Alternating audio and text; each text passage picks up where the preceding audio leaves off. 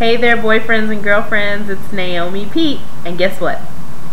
I'm the best girlfriend you've never had. I'm coming to you today to talk about something that's kind of serious. You know, when I first came up with the idea of bestgirlfriendyouneverhad.com, the website, I wanted to do it to help people. I wanted to give men and women a place that they could come and get advice and information and things like that on a number of different topics. I've been through a lot in my life, and I just feel like it's for a reason. You know, I've gone through all these different experiences. Every time I talk to people and tell them the things that I've gone through, when I start going through the list, they're just surprised for me to be my age and have gone through the things that I have. It just seems like there's a reason for it. It seems like maybe I'm supposed to be using this knowledge to help somebody else. And so I thought about it, and I said, you know, there are going to be a lot of different things on my site.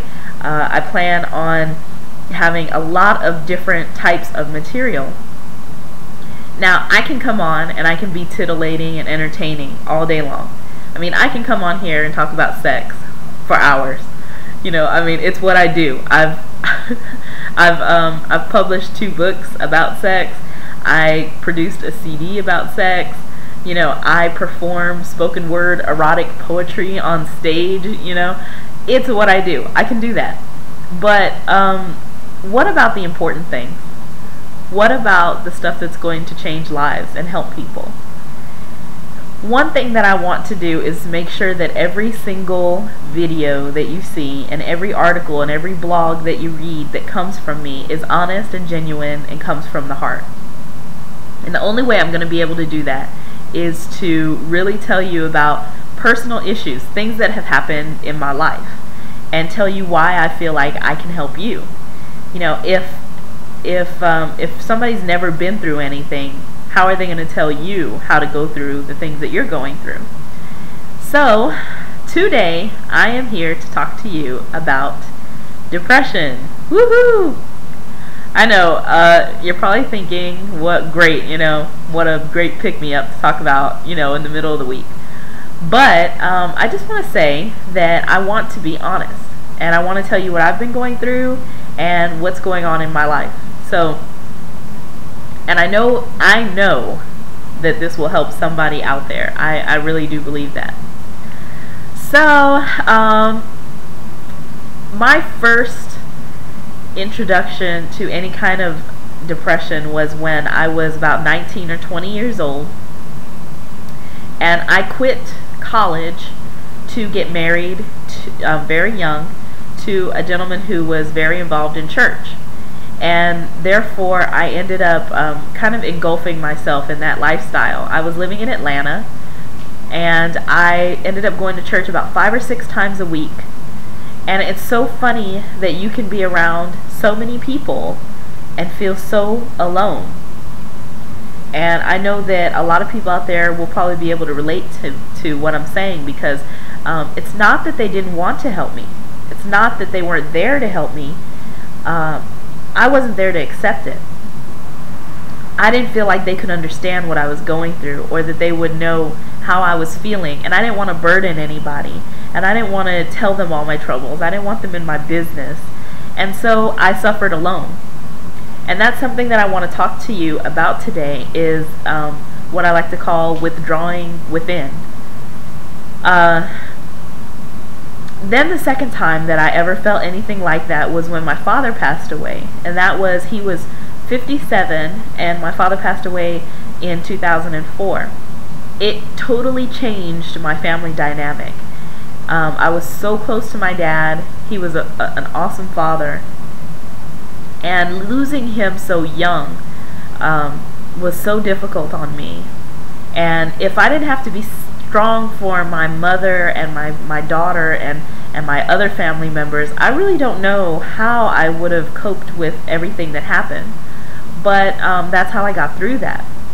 Now, most recently, some things have happened in my life, and I don't want to detail them here because they involve other people who I would not like to name. But some things recently happened in my life just a couple of months ago that hurt me so much. It made me question myself.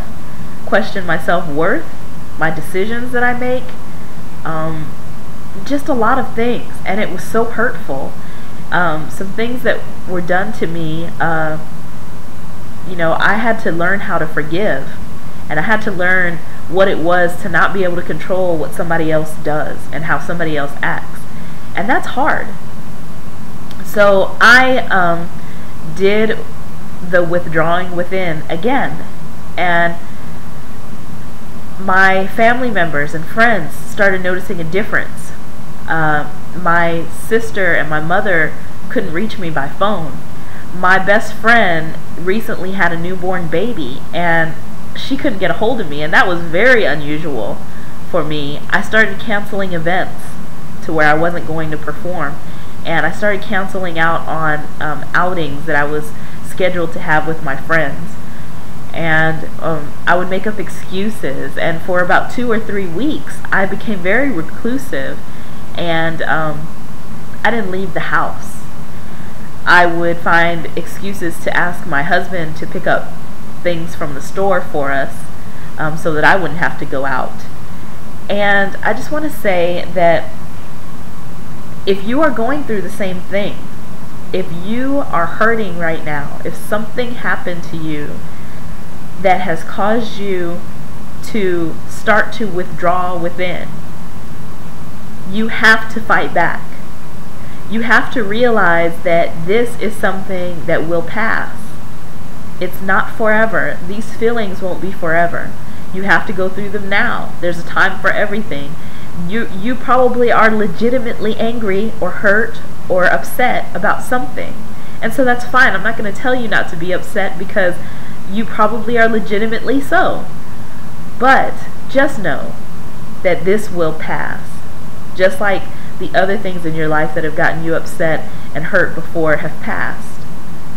Even though when you're in the middle of it, it feels like it's overwhelming and it feels like it won't ever end, it will. It wasn't until I forced myself to reconnect with people who cared about me.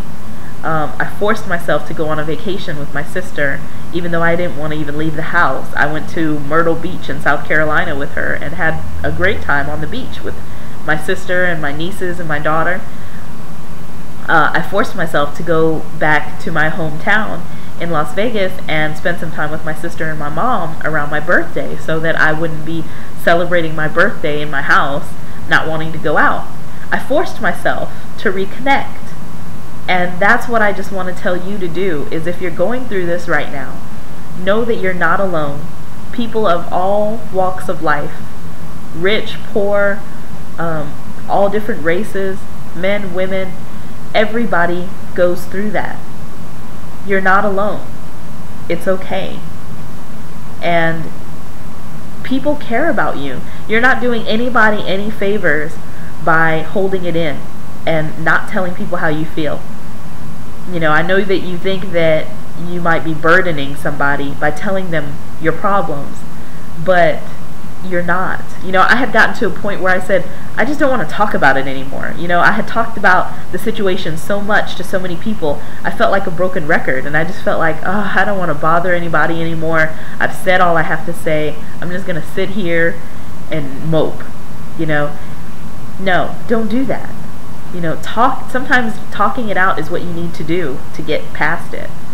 So if you have real friends, they won't mind that you need to talk about certain things. If it's a family member, a friend, a coworker, find somebody, reconnect, and stop withdrawing within. You can always email me at naomipitre@hotmail.com, NAIOMIPITRE@hotmail.com, until my email on the website is up and running. And I'd love to hear from you. So just remember what I said. It'll be okay. And have a wonderful day.